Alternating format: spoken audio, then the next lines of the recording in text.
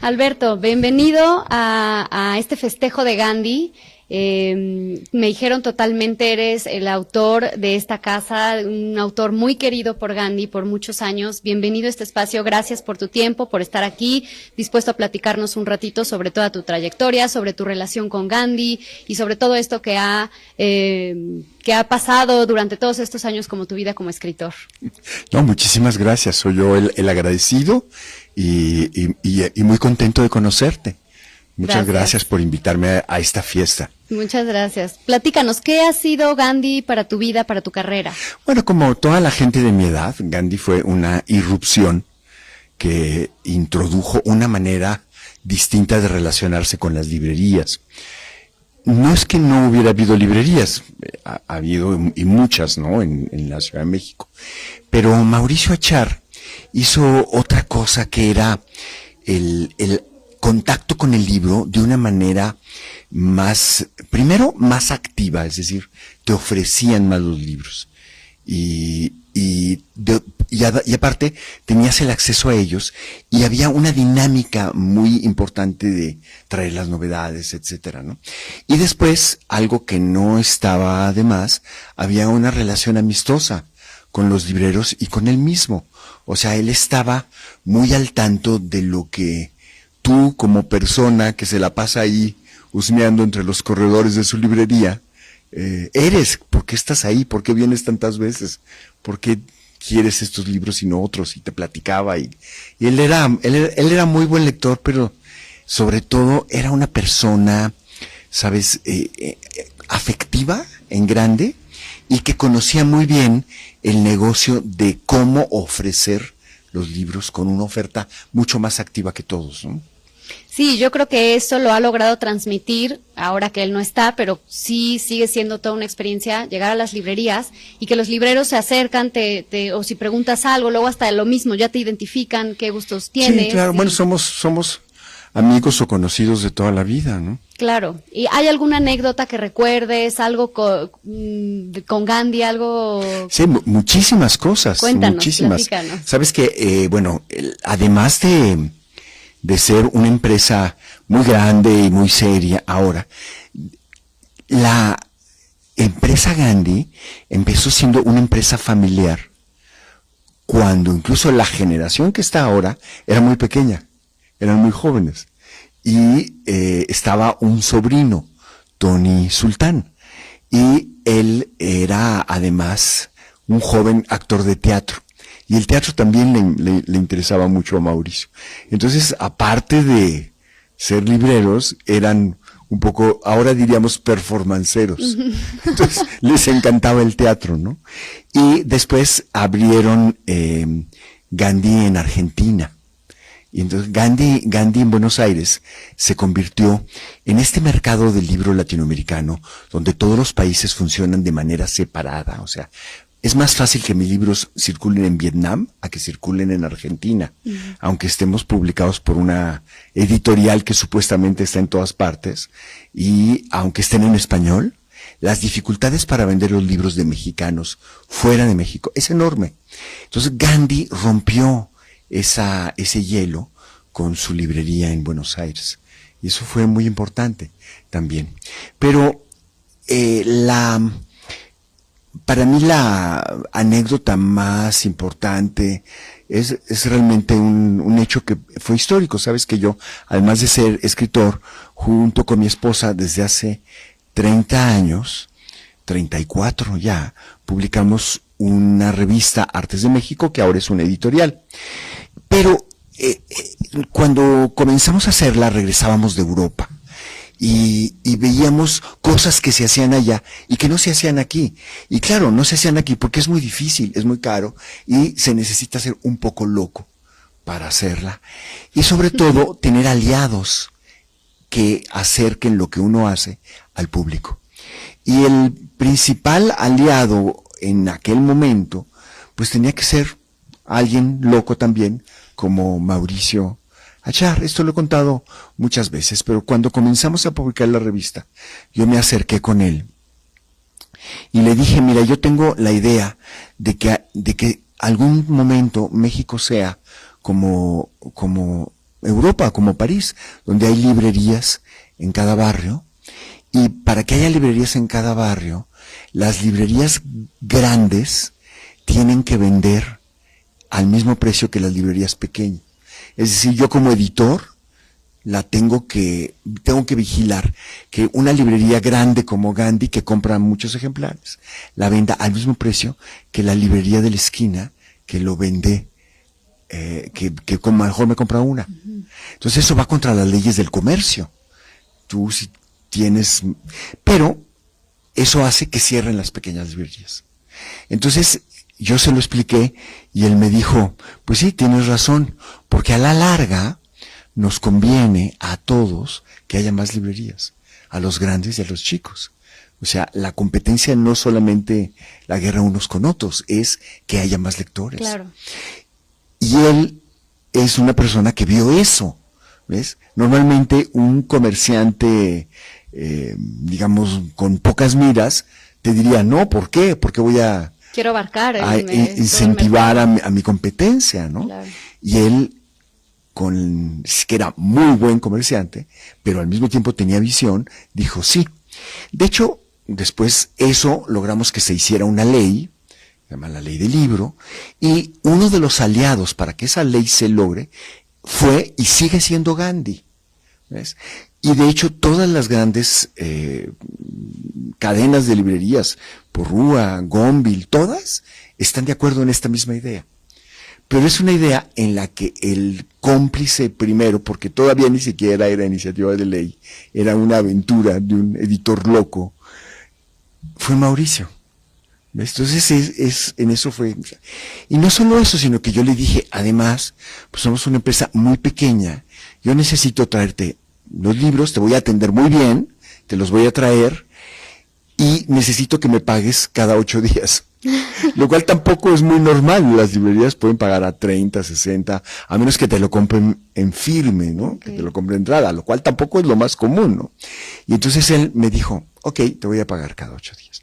Entonces eso fue muy importante porque no solamente sentó un precedente con las demás librerías, que en la verdad hemos tenido muy buena alianza con todas, pero fue un ejemplo, por supuesto, pero al mismo tiempo fue un sostén porque se vendía, desde siempre se ha vendido muy bien en Gandhi, ¿no? Y eso ha sido muy importante para nosotros, ¿no?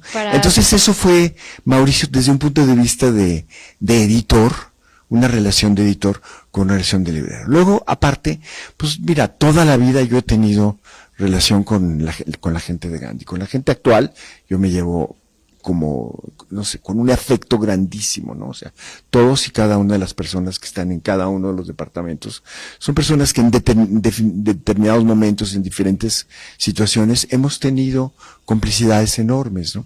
Entonces, como editor me siento muy cercano. Como autor, bueno, pues todos mis libros se han presentado aquí, incluso los que normalmente no se presentan, por ejemplo, los libros de bolsillo, pues yo les digo, y Francisco, quien se encargue aquí, pues inmediatamente organiza que sí se haga una presentación. Entonces yo me siento como en casa, ¿no? Y ya tengo como un orgullo cada vez que se partía el pastel, ahorita no hay pastel, y cada locura que se les ocurra en Gandhi, yo soy solidario y soy parte, ¿no? Me siento parte. Y luego, bueno, pues todos los libreros son, o sea, yo llego aquí inmediatamente, todos salen a saludar y pues los conozco a todos, ¿no?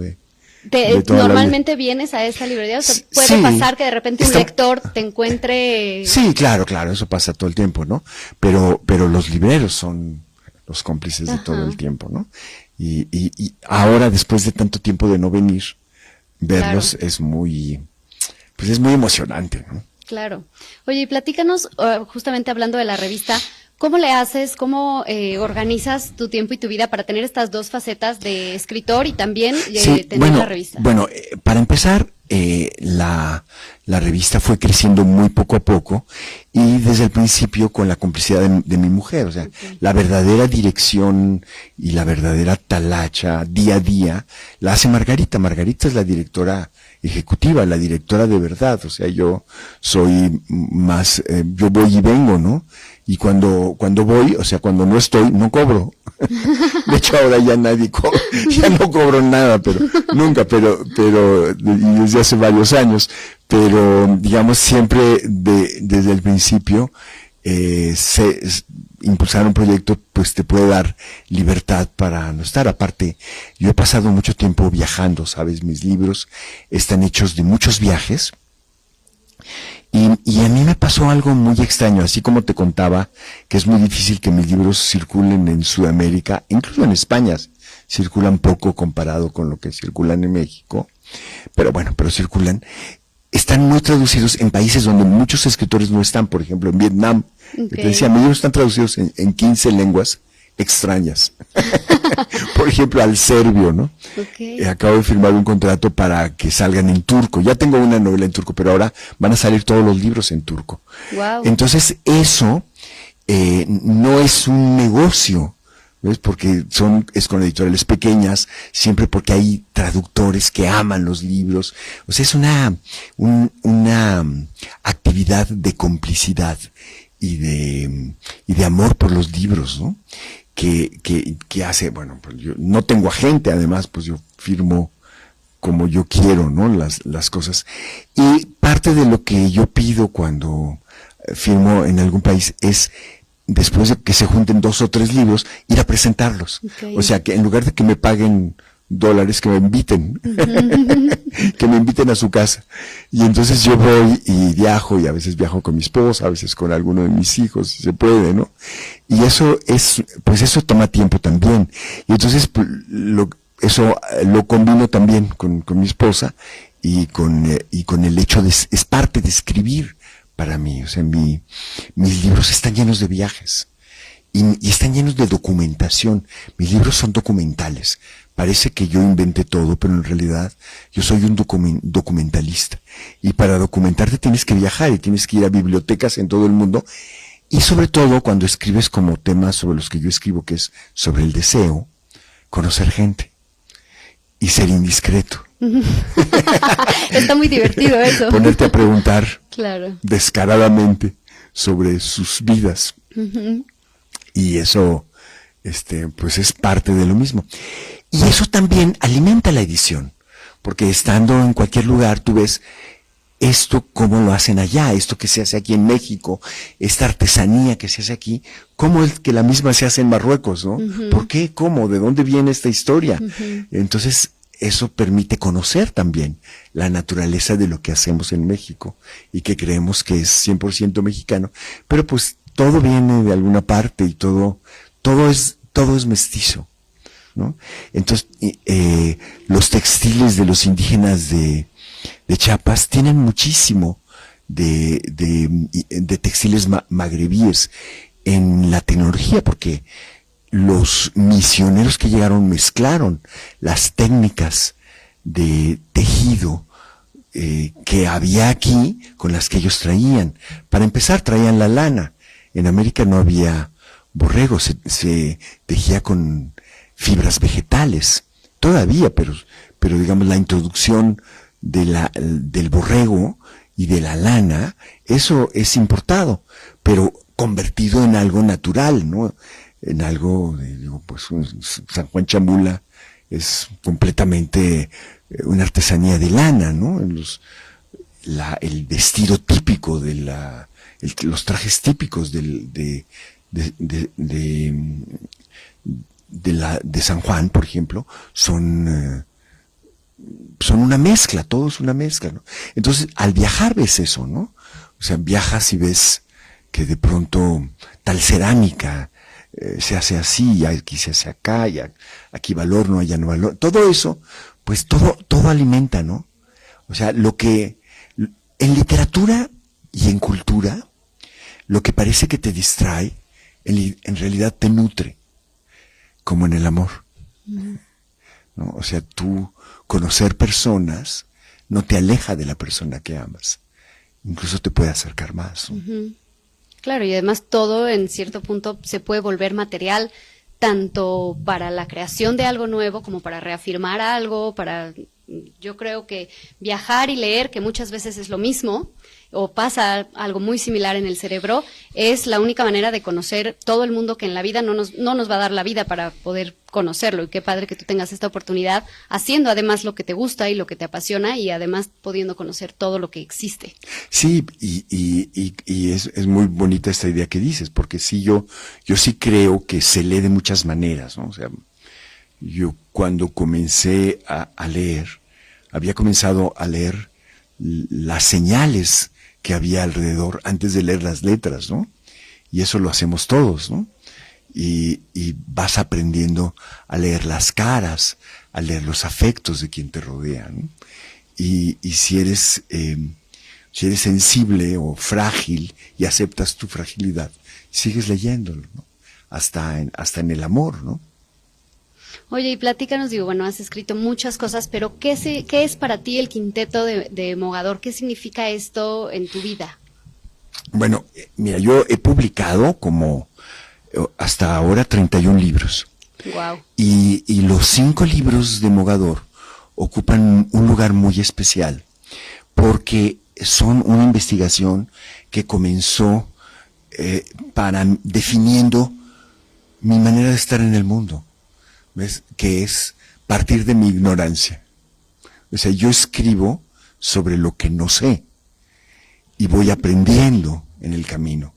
Entonces los libros son muchas cosas, son una síntesis de mi vida en 30 años, pero comienzan siendo el reconocimiento de que un hombre, y cualquiera de cualquier país, pero con más razón si eres mexicano, tienes una educación básica muy deficiente para relacionarte con las mujeres y por lo tanto para entender el deseo femenino.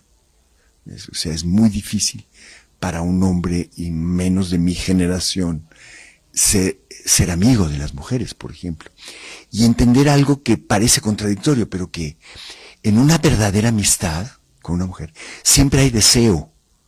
Y no es que lo reprimas, porque el fin del deseo no es conquistar ni poseer. El fin del deseo es conocer. Okay, qué bonito. En cada acto amoroso lo importante es conocer, no poseer, ni coleccionar, ni conquistar. La conquista es una cosa muy diferente a la seducción. Y entonces si tú aprendes a abandonar esos conceptos posesivos y aprendes a aceptar tus fragilidades, pues aprendes que no sabes. Uh-huh. Y entonces cuando uno no sabe qué hace, pregunta. Uh-huh. Investigas. Y entonces esos 5 libros son los libros de un viaje por la vida, tratando de aprender algo que con el tiempo te das dando cuenta que nunca acabas de aprender. O sea que la lección es que hay que seguir escuchando, ¿no? A una mujer o a la persona amada, porque también sucede entre hombres y entre mujeres, ¿no? Todos cambiamos. Entonces, seguir escuchando, ¿no? Sí. Esa es una de las... Entonces, el Quinteto de Mogador para mí es eso. Es también el descubrimiento de una dimensión de México, que es la dimensión poco reconocida de lo árabe en nosotros. Para empezar, es el reconocimiento de que, como dijo Antonio Latorre en un libro que yo aconsejo muchísimo, está publicado por el Fondo de Cultura Económica, que se llama 1001 años de la lengua española, él cuenta cómo en el español que hablamos todos los días hay 4000 palabras de origen árabe. Estamos muy acostumbrados a saber que las palabras son de origen latino, ¿no? Uh-huh. Pero reconocemos poco las que son de origen árabe. Lo cual hace que si tú vas a Marruecos, por ejemplo, y pides y estás oyendo que alguien habla de algo que cocina en aceite, tú dices, ¿por qué entendí? Ajá. ¿No? Entonces, pues, por ejemplo, la palabra aceit, okay, en árabe es aceite.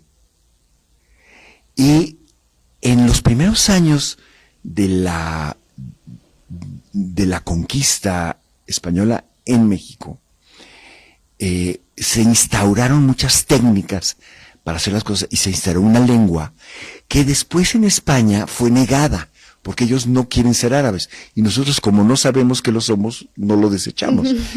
Pero, por ejemplo, lo cual hace que ellos rechacen palabras que son muy árabes y que nosotros las sigamos usando. Por ejemplo, la palabra alberca. Okay. En España nadan en piscinas. Piscina, claro. En Colombia también. En México nadamos orgullosamente en albercas, sin que nos importe el origen árabe. Pero para ellos, como es evidente, lo rechazan, ¿no? Yeah. Nosotros comemos aceitunas. Ellos comen olivas. Claro. Bueno, así como hay una latinización de esas palabras, sucede con muchísimas. Las 4,000 que te digo son las que no pudieron quitar. Okay. Pero las que pudieron quitar, como oliva, como Alberca. como piscina, etcétera, lo hicieron. Esas 4,000 que te cuento no incluyen estas, ¿no? Y entonces eso hace que uno se pregunte, bueno, ¿cómo fue posible esto? ¿Cómo sucedió? Y eso me llevó a conocer más México y a tratar de comprender cosas que en la misma España no quieren ver. Y descubrir algo maravilloso, por ejemplo, que cuando un amigo o un escritor o una escritora marroquí viene a México, se siente más identificado con México que con España. Y lo mismo nos pasa a los mexicanos cuando vamos a Marruecos. Sientes que hay algo que tiene que ver con, como un puente, yo digo un puente de arena invisible entre Marruecos, que es el norte de África, y México, ¿no? Y eso es algo que me dio el Quinteto de Mogador, comenzando por Los Nombres del Aire, que es un libro además que me hizo reconocer otra cosa que sigue alimentando todo lo que escribo. El hecho de que yo no digo voy a escribir una novela o voy a escribir un poema, yo escribo lo que tengo que escribir. Y luego es el problema del editor a ver cómo lo va a clasificar. Y del librero en qué sección lo va a poner, ¿no? Okay. Tengo un libro, por ejemplo, que se llama 9 veces el asombro, que en España primero lo publicó una revista de poesía, completito, son 80 párrafos. En Estados Unidos lo publicaron como ensayo. Okay. En Francia lo publicaron como novela. Nosotros, como no están en el formato de las otras novelas de Mogador, ¿ves? Pero no nos preocupamos porque es. Porque ya que la gente acepta lo que tú haces, pues acepta lo que tú haces, sin importarle a dónde pertenece. En qué librero lo vas a que poner. También existe mucho este afán de querer clasificar todo, ¿no? Cuando, bueno, lo que es, y no necesita tener un nombre y apellido. Sí, y entonces, sin pensarlo, el Quinteto de Mogador me empujó a reconocer, como decía un maestro mío, escribir es un verbo intransitivo. Escribes lo que necesitas, no una novela o un poema, escribes lo que necesitas. Hay una cantidad de poemas que son prosa, que parecen poema pero son mala prosa, y cantidad de prosa que es contada, que son como versos. De hecho, muchos cuando empezó a haber blogs, la gente muy valiente empezó a hacer blogs, ¿no? Y a creer que podía escribir algo diario, pues luego no, pues entonces empiezan a tomar de todas partes. Y empezaron a tomar muchos fragmentos de mis libros, pero mucha gente se dio cuenta que entre cada coma había frases contadas que todas tenían una métrica. Entonces empezaron a ponerlos como poemas. Y por eso yo publiqué muchas de esas versiones en un libro que se llama Decir es desear, que salió cuando ya se completó el Quinteto de Mogador, y que son poemas del Quinteto de Mogador, casi todos, ¿no? Como poemas, ¿no? Y es un librito que es una plaqueta, en realidad tiene 30 páginas, 32 páginas, y que iba a ser como un cuadernillo promocional con una entrevista, y el otro dijo, no, ¿por qué? Yo le dije, no, ¿por qué no mejor ponemos los poemas? Y funcionó muy bien, sigue funcionando, ¿no? Y luego este quinteto, bueno, primero estaba por separado y luego lo sintetizaron en un solo libro. ¿Cambia la experiencia de tenerlo por separado, tenerlo en un solo? Sí, por supuesto, porque fíjate que yo escribí cada uno pensando que es parte de un conjunto, pero que puede ser leído independientemente. Y mucha gente cuando tiene el quinteto le cuesta trabajo leer nada más un fragmento, ¿ves? Porque así es, ¿no? Una primera edición que reunió cuando salieron los primeros 3, se hizo una cajita Okay. y un disco en el cual yo leía algunos de los fragmentos. Entonces, eso no son opciones distintas, ¿no? Pues el quinteto es más para coleccionistas.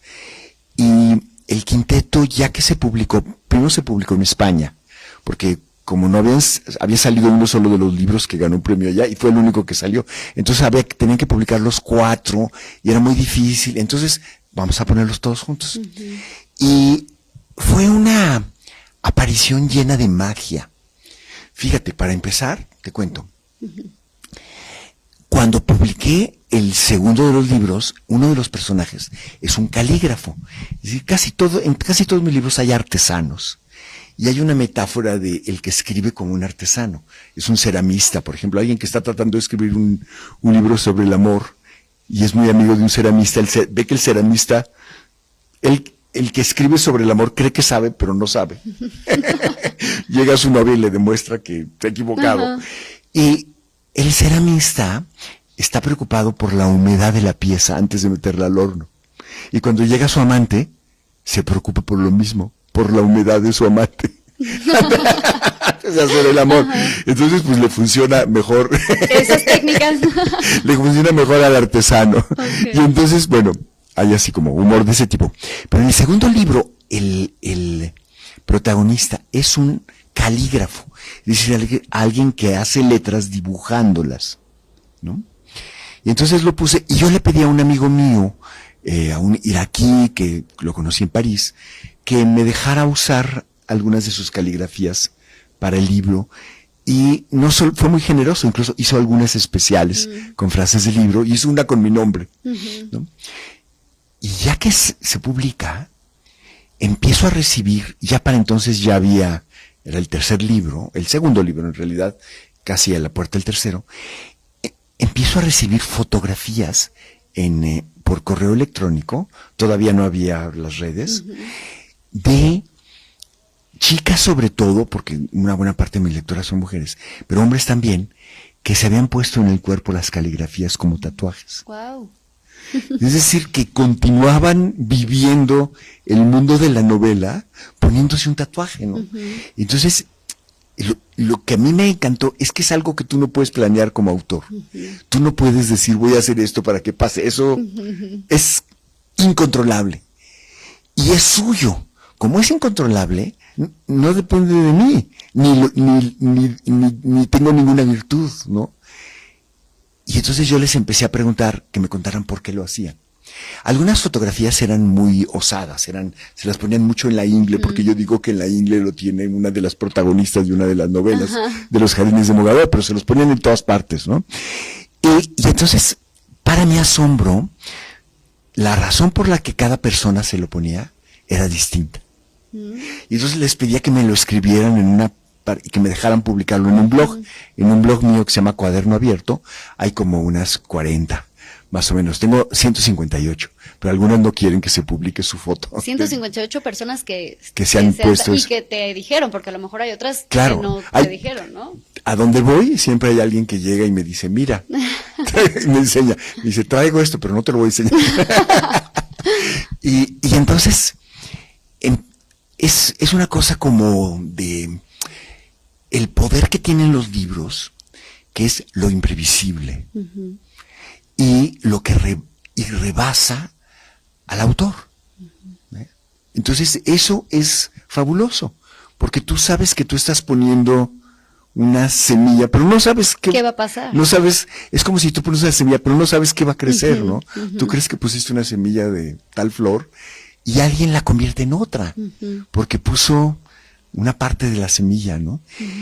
Y eso va a desencadenar, o sea, es algo además que no se detiene, porque todavía hay gente que me escribe, pues fíjate que te conté que en aquel momento yo lo hice por esto, pero lo que pasó ahora es esto. Entonces, las historias continúan, y el hecho de que mucha gente, hubo quienes se las pusieron con henna, que desaparece a las 2 semanas, pero hay quienes se las puso para siempre, y entonces esas personas siguen viviendo con eso, y va cambiando la función.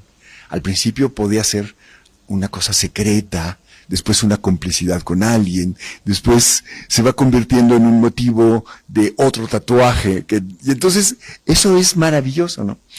Bueno, pues llegó por un camino a tal grado que una traductora mía, mi traductora al italiano, que vive en México y es una gran estudiosa ahora del mundo árabe, me dijo, ¿sabes qué? Yo no me conformo con ponerme un tatuaje. Yo quiero aprender a ser calígrafa. Wow. Entonces se fue a Marruecos, se fue a Mogador, a Essaouira, la ciudad que yo llamo Mogador, y ahí se puso como aprendiz de un calígrafo. Y aprender la caligrafía no es como aprender un trabajo manual, es una iniciación espiritual. Wow. O sea, el malem, que quiere decir maestro, es un maestro espiritual. Entonces hay una idea de trascendencia en lo que se hace. Las artesanías, la cerámica con la que se hacen mandalas, que son estas decoraciones que tú ves en los muros de la Alhambra, y la caligrafía tienen un sentido espiritual. Es que no necesariamente es religioso islámico, sino que tiene que ver con ya nos decían un mensaje por ahí. Ahorita te lo digo. Tú sí. Y entonces ella empezó a hacer las caligrafías de uno de los libros que, como eran los 90 párrafos, yo no me atrevía a pedírselo a mi amigo calígrafo, porque es un calígrafo muy famoso, muy ocupado. Entonces no le iba a pedir, oye, hazme 90 calígrafos. Por ahí. Entonces ella hizo las 90 Wow. que faltaban, ¿no? Y entonces en el quinteto de Mogador ya las pongo, las caligrafías, ¿no?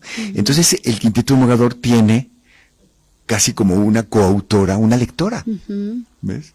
Que ilustra. Y luego, para colmo, va a España, en España lo diseña Alfaguara de España, compra en una agencia la portada, y yo voy al Festival Literario de Jaipur, en la India. Y es un festival muy especial, es un festival muy grande, y los reporteros no te pueden entrevistar si no han leído tus libros. Entonces la gente es muy cuidadosa de estos. Llegó una chica a entrevistarme, una chica muy inteligente, que había leído todo, y que me hacía preguntas muy inteligentes, una entrevista excelente, ¿no?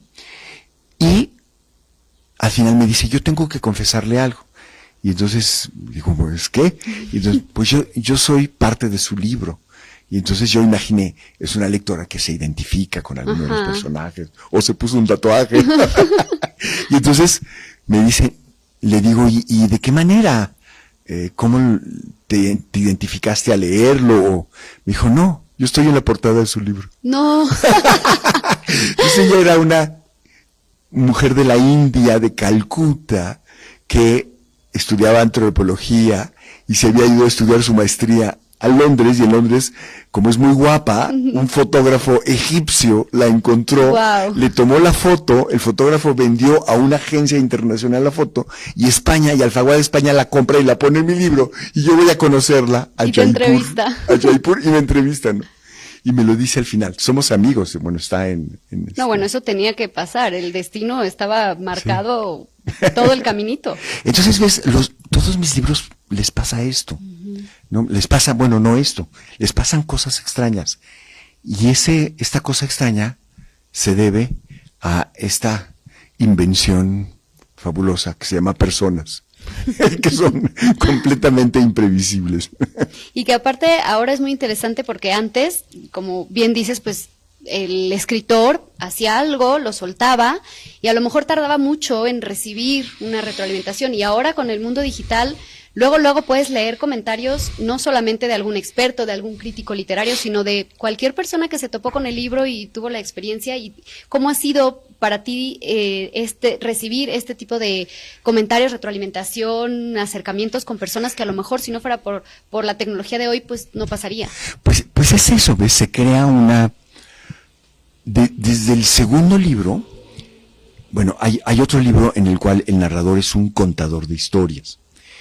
Y en el mundo árabe hay la institución del contador de historias en una plaza pública que fue nombrada Patrimonio de la Humanidad por la UNESCO por sus contadores de historias. Es decir, tú vas en la madrugada, no hay nada, es como un zócalo vacío. Pero empieza el día y se llena de gente que cuenta historias. También hay gente que vende naranjas y te cobra por fotografiarte con su serpiente amaestrada. Pero los contadores de historias. Y los contadores de historias son muy importantes porque se relacionan con la comunidad. Y la comunidad se mete en las historias. Y la historia ya va cambiando según lo metiche del público. Y eso se llama jalca, que es más que una audiencia, es algo activo, ¿no? Y la jalca es lo que tú acabas de describir. O sea, el mundo de mis lectores es mi jalca, que se mete y me hace cambiar las historias, ¿no? Qué maravilloso. Oye, platícanos para todos los que, la sorpresa de que quien compre un libro va a estar firmado. ¿Estás firmando ahorita libros? Sí, por supuesto. Bueno, el último libro del que hablaremos al ratito, que es sí, los sueños, el libro más reciente, Los sueños de la serpiente, hay una montañita de libros aquí que acabo de firmar y que voy a terminar de firmar al ratito. Así que quien quiera un libro firmado puede venir a esta librería y aquí van a estar recién firmaditos. Sí. Y se nos está acabando el tiempo, pero te agradezco muchísimo el formar parte de este festejo y también de la historia de Gandhi a través de los años. Pues muchas gracias por venir y por seguirnos llenando de tus historias. Al contrario, yo soy el agradecido. Te digo nada más para terminar, Claro. que cuando terminé el Quinteto de Mogador, había una dimensión del deseo que no había explorado. Intencionalmente la dejé de lado, que es la relación entre el deseo y el mal. Okay. Y entonces ahí sí había que meterse en historia y en política. Y este libro, Los sueños de la serpiente, es la exploración de esa dimensión. Es decir, está fuera del Quinteto de Mogador, pero por el lado del deseo y el mal se relaciona, sigue siendo una exploración. Okay. Uno de los personajes que está ahí y que salva al protagonista, una mujer, que es la guardia de un lugar que es una especie de prisión, campamento, y que ayuda a escaparse al narrador de la novela, va a ser la que va a contar la siguiente novela mía, que aparece en octubre, Okay. y que es sobre la poeta Ana Akhmatova. Esa mujer fue la policía encargada de espiarla en secreto. Okay. Y ella va a contar su historia. Ese es el proyecto en el que ahorita estás trabajando. Ese es lo ya próximo terminamos, que ya sale en octubre. Sale. Okay. Se llama El expediente Ana Akhmatova. Okay. Entonces, finalmente uno se la pasa escribiendo el mismo libro toda la vida. Y entonces sale... Te va llevando uno, esto te va sale llevando. del Quinteto de Mogador como una variante exploratoria, y de un personaje de Los sueños de la serpiente saldrá la siguiente novela. Maravilloso. Pues muchísimas gracias. Gracias una vez más por tu Al tiempo. contrario, soy por yo esta el rica agradecido. plática. De verdad, qué honor para mí estar aquí sentada junto a ti, escuchándote. Muchas gracias. Bueno, hablo un poco además, pero Maravilloso. así no tienes Ojalá que... tuviéramos todo el día así, feliz. Muchas gracias. Encantado de estar contigo. Muchas gracias. Y gracias al equipo de Gandhi también. Muchas gracias a Gandhi, por favor. Gracias a todos.